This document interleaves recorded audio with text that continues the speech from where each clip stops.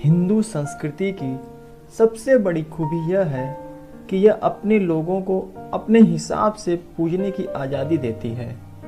दूसरी तमाम संस्कृतियों ने वहाँ के लोगों को ऐसी आज़ादी नहीं दी है।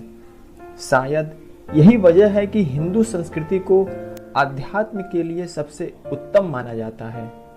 यहाँ लोग स्वाभाविक रूप से सांसारिक सुख के परे जाकर अंदरूनी आनंद की ओर देखने लगे। यही वजह है कि इस संस्कृति में इतनी शक्तिशाली आध्यात्मिक प्रक्रियाएं विकसित हुई।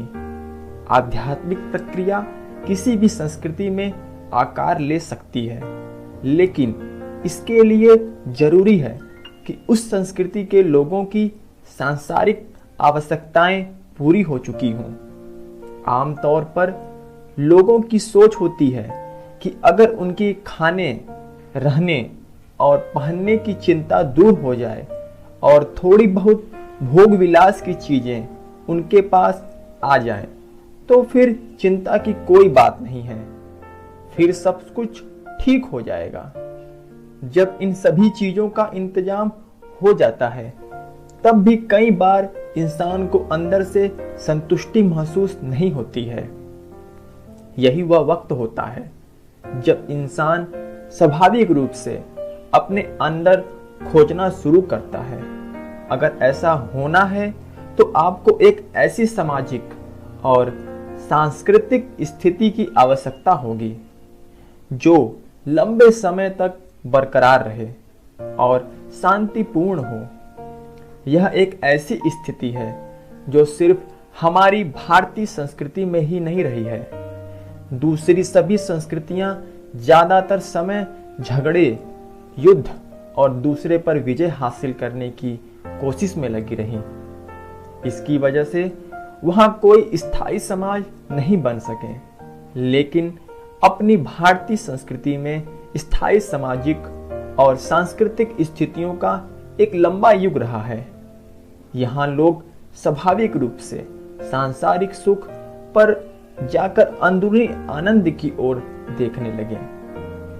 यही वजह है कि इस संस्कृति में इतनी शक्तिशाली आध्यात्मिक क्रियाएं विकसित हुई। ऐसे लाखों विभिन्न तरीके हैं जिनके माध्यम से आप अपनी परम प्रकृति को हासिल कर सकते हैं। इस संस्कृति में सांस लेने, खाने, बैठने और खड़े होने जैसी सामान्य बातों समेत जीवन का हर एक पहलू एक आध्यात्मिक प्रक्रिया के तौर पर विकसित हुआ। इंसान की परम प्रकृति को यहाँ बड़े व्यापक तरीके से खोजा गया है। हालांकि दुर्भाग्य की बात यह है कि हमारी संस्कृति से संबंधित काफी कुछ खो चुका है। वास्तव में हम उसे सुरक्षित नहीं रख पाए, लेकिन फिर भी एक जीती जागती संस्कृति है। आज भी ऐसे हजारों साल पुराने कुछ ऐसे पहलू हैं जिन्हें सजीव रखा गया है। प्रश्न यह है कि ये पहलू आज एक आदमी की जिंदगी में कितने जीवंत हैं। लेकिन यह सच है, एक सूत्र के रूप में इनका अस्तित्व आज भी है। हिंदू एक भौगोलिक पहचान है। जो कोई भी सिंधु नदी की जमीन पर या फिर सिंधु घाटी की सभ्यता में पैदा हुआ है, वह हिंदू है।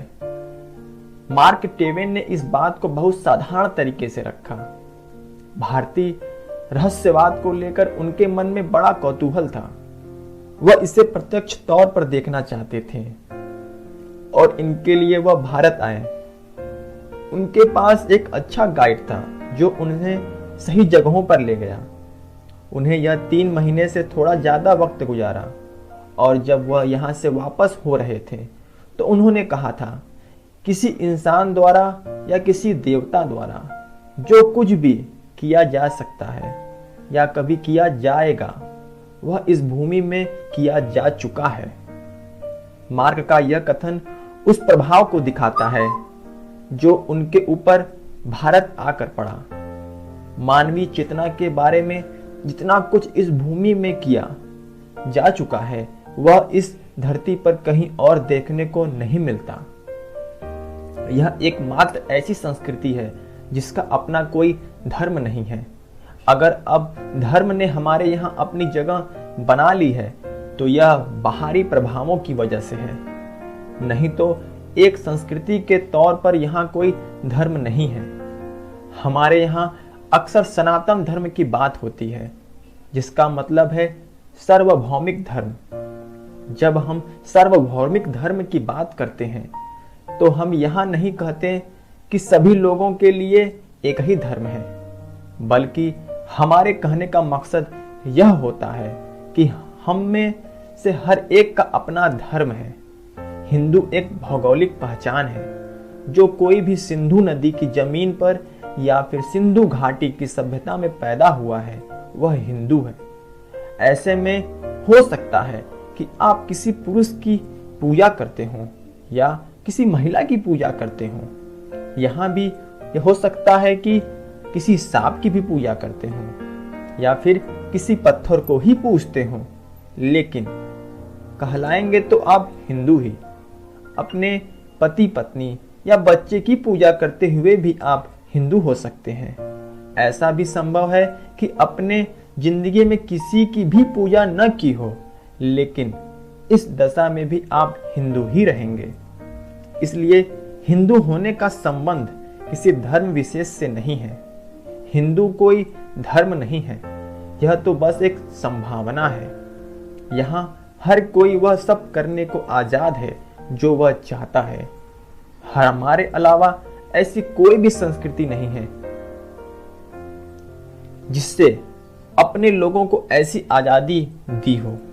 बाकी की सभी संस्कृतियों में इस बात पर जोर था कि वे लोगों को ऐसी किसी न किसी चीज में श्रद्धा रखनी चाहिए जो उस संस्कृति में प्रभावशाली हो। अगर कोई भी उसमें भरोसा नहीं रखता था तो उसे अपने आप में ही उस सभ्यता का शत्रु माना जाता था। इस गुनाह के लिए या तो उसे सूली पर चढ़ा दिया जाता था या फिर उसे जला दिया जाता था। लेकिन अपने यहाँ कभी इस तरह के उत्पीड़न की परंपरा नहीं रही, क्योंकि किसी का कोई विशेष मत है ही नहीं। आप अपने घर के अंदर ही देख लीजिए, पति एक देवता की पूजा करता है तो पत्नी किसी दूसरे की, और बच्चे किसी और देवता को मानते हैं।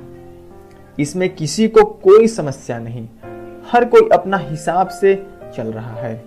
लेकिन इस संस्कृति की सबसे महत्वपूर्ण बात यह है कि हर कोई अपनी मुक्ति के लिए कोशिश करता है। अगर यह वीडियो पसंद आए तो कृपया चैनल को सब्सक्राइब करना ना भूलें और अपने मित्रों को भी जरूर शेयर करें। धन्यवाद।